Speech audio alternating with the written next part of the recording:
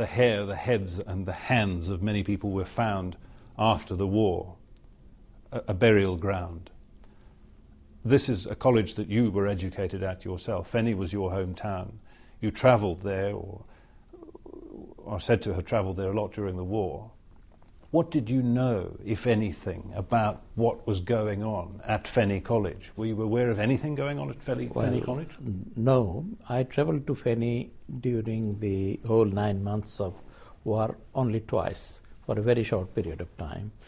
And they cannot blame me to be in Dhaka, carrying out those activities in Dhaka as well as in Feni. This was physically impossible for a person. I was in Dhaka, and it is well evidenced. So I cannot talk about Feni. But if there was some evidence, killing was from all sides. In fact, there are well-documented video footage available of lynching by the so-called Mukti Bahini after the independence, and it was shown throughout the world. The other one is all supposition and conjecture and media publicity. There is no clear evidence of those available anywhere. May I ask why you left Bangladesh when you did, within a year, or just over a year it was, after the end of the war? Why did you leave Bangladesh? No, I actually left Bangladesh not after a year, almost immediately after a few weeks, because of the publicity and propaganda started, and my family thought that it would be risky for me, no matter how clear I was. The madness that was going on in the streets of Bangladesh, which was well evidenced in international media, it is risky for anyone with such bad publicity to stay there. And why do you think such bad publicity was directed at you? What was it about you that singled you out for such scrutiny? Well, like now, there was this political disagreement and hostility even then. There are a number of other reasons, professional and elsewhere. I do not want to get involved in that, because some of the players are not even alive now. So talking about them is not really fair. But give me a sense, without necessarily going into the detail, of what it was about a young journalist who did nothing more than follow his profession and report conscientiously and objectively about the events of a war that was going on around him. What was it that marked you out for particular attention? It is, to make it very short, it is political and professional hostility, and nothing more than that. Jealousy? Envy? It could be, but it's not for me to say. Once all things are clear, people will understand and they will judge that it is probably that. Were you considered a threat? I was not considered as a threat, but some people didn't like the flair and the probably strength, journalistic skills I was demonstrating in such a young age. In terms of the court, in terms of the tribunal, it's been ongoing now since 2010. A number of former Jamaat-e-Islami leaders have been on trial. A number indeed have been given the death sentence. The court itself has had its integrity called into question by a number of international actors. Do you believe that there should be some sort of an international investigation into the workings of this trial in Bangladesh? There must be. I mean, this is a travesty of justice that is being allowed. As I said, that witnesses are abducted from the gates of the tribunal and nothing is done about it. People are giving clearly false evidence, and it is proved time and again. Nothing is done. The ministers and government members of the government are interfering, according to the chief judge of the court, that in his own words in Bengali, that Sarkar gese pagal hoya, the government has gone mad, and they are insisting on a verdict as quickly as possible. if this is not political interference, what is? And how anyone can subject people's lives under such a tribunal? This is corrupt to the core, and it's rotten to the core, rather. And this should be stopped immediately. If the people wants to see justice, then it should be under UN supervision in the international arena, not under this corrupt regime. All of which said, you now find yourself in the eye of this storm.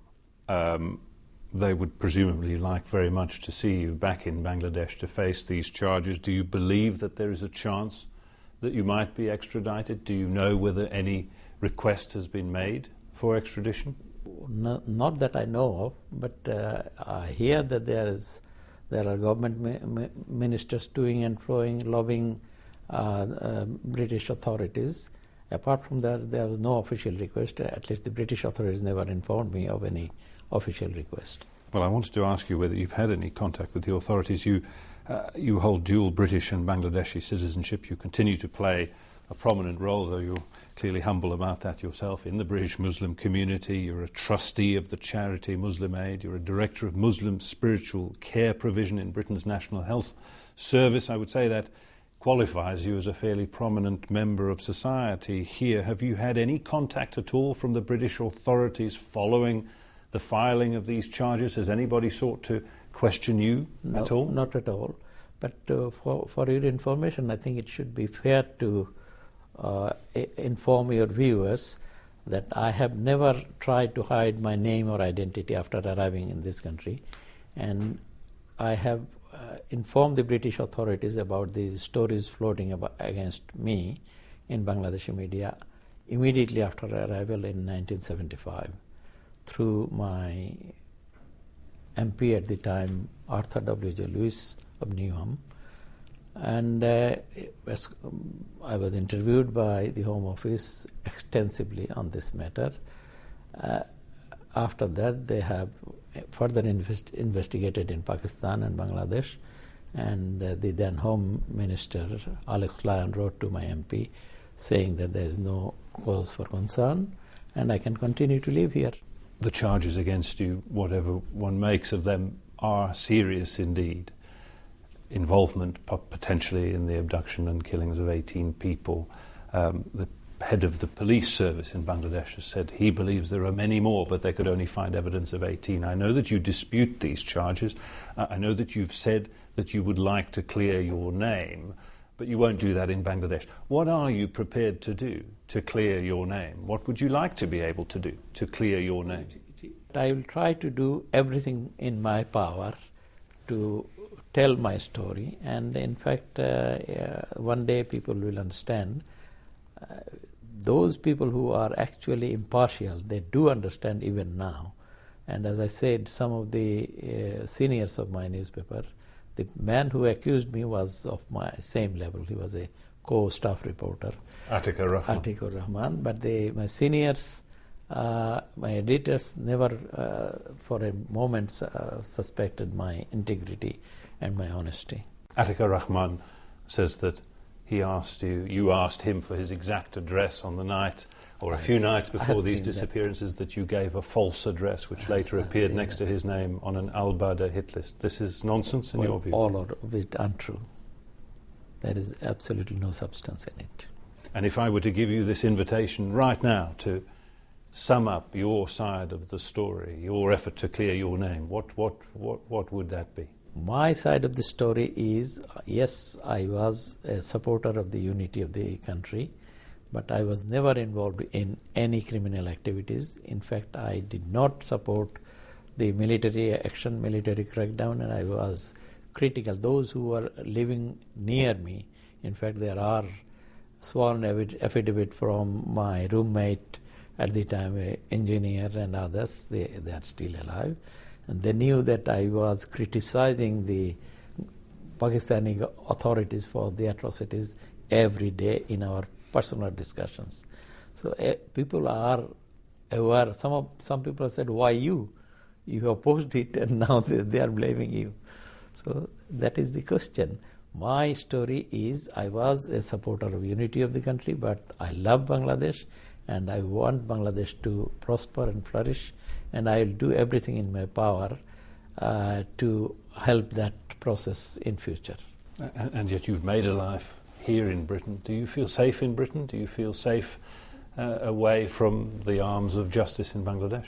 Well, I am not afraid of arms of justice if it is a proper justice, and I am quite prepared to present myself to British system of justice because I know that they are fair and honest, unlike Bangladesh.